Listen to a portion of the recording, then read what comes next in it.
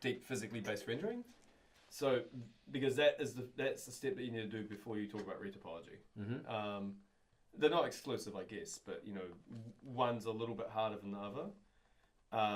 So with deep physically based rendering, where we're really excited about that is deep learning physically based rendering. And tell me, just because I go through it with me, because I haven't got a clue what it means. Okay. Ross probably already knows what that might mean. Yeah. So physically based rendering is a principle which all the major game engines are now using. Basically, when you've got textures, you've got to split up an object into its 4 fundamental truths.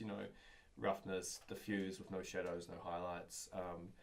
Normal maps, it's basically high level details. Oh God, that was weird. Sorry, I just pressed that. Threw me off in the corner of the eye. Yeah. Displacement's a useful one to have, or what we'd refer to as depth maps. So these are the kind of like, and then you've got metallic as well, which is another thing. Something shiny or something matte. Now, traditional artists have to spend a lot of time. They'll take a photograph of a real world thing, and they will spend all this time basically fudging it. Photoshopping it, trying to extrapolate using high pass filters and other techniques like materialize and other pieces of software just to create these extra layers that the game engines require. Mm-hmm. But it's artistic interpretation, and so every artist does it a little bit differently. And even if they do a great job, they're not actually doing it to ground truths of the real world, right? So Okay. one of the few companies out there that have actually done really good texture acquisition is Quixel, right? And so they've gone off and they've actually used a whole bunch of like LED lighting methods to extrapolate the roughness values and all that kind of stuff, and photogrammetry to extrapolate normal maps and all that stuff. But the same thing, so have we. And so they've got a great library, really good library. The guy's actually lovely. Met him a few months ago at a conference. But you're stuck with what they provide you. And so we're like, well, look, we've got all this data as well. We've been running around the world acquisitioning interesting environments. Can we use what we know to, essentially feed a generative adversarial network? One, the delighting methods that we use, but 2, also normals and all other stuff. So, long story short, what a single person can do with a Nikon D810 or D850 camera, whatever you choose, you could use your phone if you like. A single person in one day can get more textures usable in whatever game or experience they want than what a team of 50 could do in 3 months. Which is a powerful statement. Well, yeah, but it's true. It's a powerful thing. And on top of that, it's not just what a team could do in 3 months, it's contextually accurate. So to delight things is extremely painful and hard, and people usually do it, post the model is done, because they can use the AO and ambient occlusion, all that kind of stuff. This just does it from the raw photo source itself.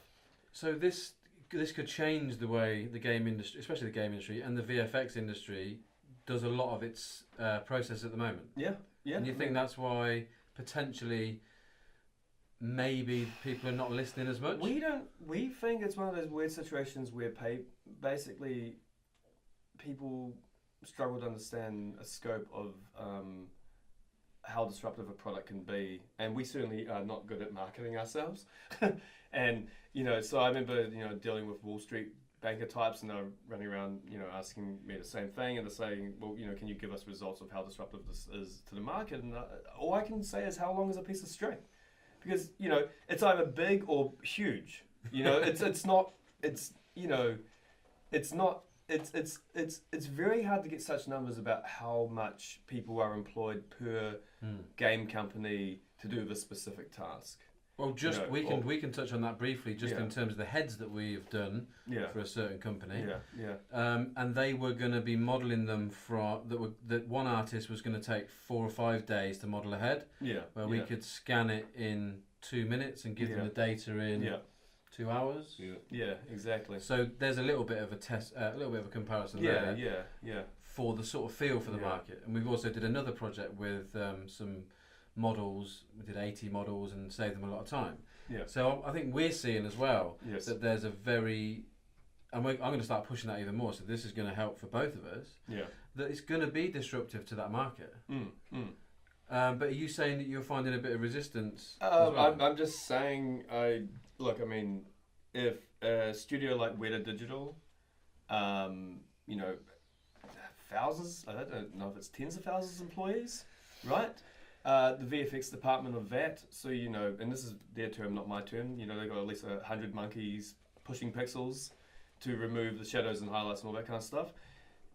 If a single studio, or even, you know, even like Assassin's Creed with Ubisoft, for example, like, or any of these games that have relied on heavy photogrammetry, not that this is strictly a photogrammetry thing, I've got to be really clear about this. This is just text acquisition, just very useful for photogrammetry. You know, any one of these people, you know, a single individual is what, $80,000 to $120,000, depending on where you go in the world. You know, maybe a bit cheaper in New Zealand.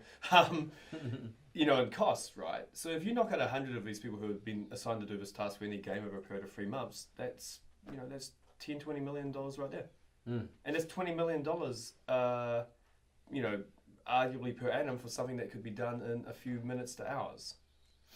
And that's you know, so it's almost inconceivable. It's almost inconceivable, and so we think we're just getting people kind of like going. I mean, you know, Nvidia's been trying to work out for years how to delight. We hacked this together in like 3 weeks, like, and it was only because they gave us a card. Thank you, Nvidia. We love you guys, but like, the problem wasn't as difficult as what everyone made it out to be. And I you know, I've read a whole host of papers where they're using all sorts of different methods, and we're like, well, this is you know, it needs to be simpler because you need to have someone just be able to go out there and acquisition.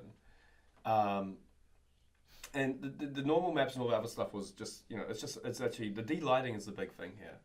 The other stuff is just an awesome byproduct. You know, because our goal was how do we delight photogrammetry environments, right?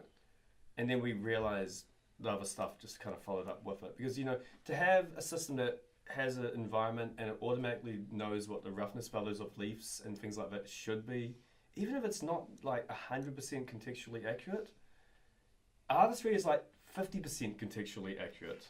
And not everyone has a Quixel Megascans laser light show, you know, at their disposal. So we know our results are probably going to be not as accurate as Quixel. We're quite honest to admit that. But it's who cares? It's brute force, and it provides a tool where all of a sudden indie studios and big studios alike have the ability to create massive amounts of texture data for these newer, bigger games, you know?